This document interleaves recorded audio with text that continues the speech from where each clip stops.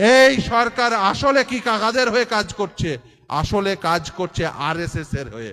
আসলে কাজ করছে যাতে সমাজের পিছিয়ে পড়া বঞ্চিত মানুষ কোনোভাবেই সুযোগ সুবিধা না পায়, সেই জন্য তারা কাজ করছে। আর আমার ওপর দিকে যাতে কোনোভাবেই অর্থ নিয়ে চাকরি না দিতে পারে, সেই জন্য আদালতে লড়তে হচ্ছে আমাদের। যাতে কোনোভাবেই মুসলমানরা, পিছিয়ে পড়া মানুষরা যাতে কোনোভাবেই বঞ্চিত না হয়, সেই জন্য আদালতে মামলা করতে হচ্ছে নওশাদ সিদ্দিকীকে। তিনি নিজে মামলা করেছেন যাতে মুসলমানদের ওবিসি সার্টিফিকেটগুলো বাঁচে, যাতে মুসলমানরা ওবিসি হতে পারে, যাতে সংখ্যালঘু পিছিয়ে পড়া মানুষরা যাতে ওবিসি হয়ে তাদের ছেলেমেয়েরা ডাক্তার, ইঞ্জিনিয়ার, অধ্যাপক, শিক্ষক, পুলিশ হতে পারে।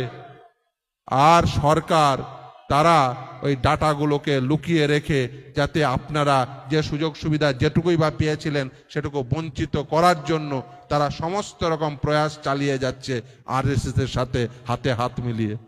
কিন্তু তাদের এই পরিকল্পনা কখনোই কার্যকর হতে দেব না।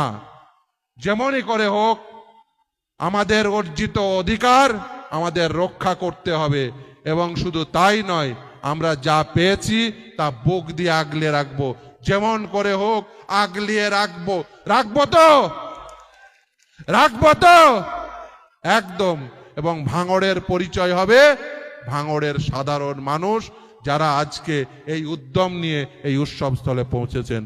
এই রক্তদান মহোৎসবে যারা পার্টিসিপেট করেছেন তাদের প্রত্যেককে আমার অভিনন্দন জানিয়ে এবং মঞ্চে উপবিষ্ট আইএসএফ নেতৃত্বকে আমার অভিনন্দন জানিয়ে আমি আমার বক্তব্য শেষ করছি। সকলে ভালো থাকবেন। ধন্যবাদ। আপনি এদিকটা চলে আসুন তো। ধন্যবাদ। অবশ্যই ভাঙড়ের পরিচয় হবে ভাঙড়ের শ্রমজীবী মানুষকে দিয়ে, ভাঙড়ের পরিচয় হবে ভাঙড়ের কৃষককে দিয়ে, ভাঙড়ের পরিচয় হবে ভাঙড়ের বুদ্ধিজীবীকে দিয়ে, ভাঙড়ের পরিচয় হবে ভাঙড়ের সাংবাদিকদেরকে দিয়ে, ভাঙড়ের পরিচয় কোনো নটোরিয়াস ক্রিমিনালকে দিয়ে আমরা দেব না। ভাঙড়ের পরিচয় কোনো অধ্যাপিকাকে চোখ ছুঁড়ে মারবে তাকে দিয়ে আমরা করব না। ভাঙড়ের পরিচয় আমার ভাঙড়ের মেয়েকে দিয়ে হবে, ভাঙড়ের ছেলেকে দিয়ে হবে, ভাঙড়ের পরিচয় হবে। তবে আপনারা তো ঝিমিয়ে যাচ্ছেন কেন? রক্ত দিয়ে ক্লান্ত হয়ে গেছেন নাকি?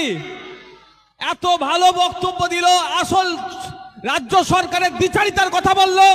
2010 সাল থেকে মামলা চলছে পশ্চিম বাংলার ছেলেরা যাতে ইঞ্জিনিয়ার না হতে পারে, ডাক্তার না হতে পারে, পুলিশের চাকরি না করতে পারে, অধ্যাপক না হতে পারে, মামলা চলছে। আর রাজ্য সরকার অপদার্থ, ব্যর্থ সরকার প্রায় 10 থেকে 12 বছর ধরে এই মামলা চালালো। কোনো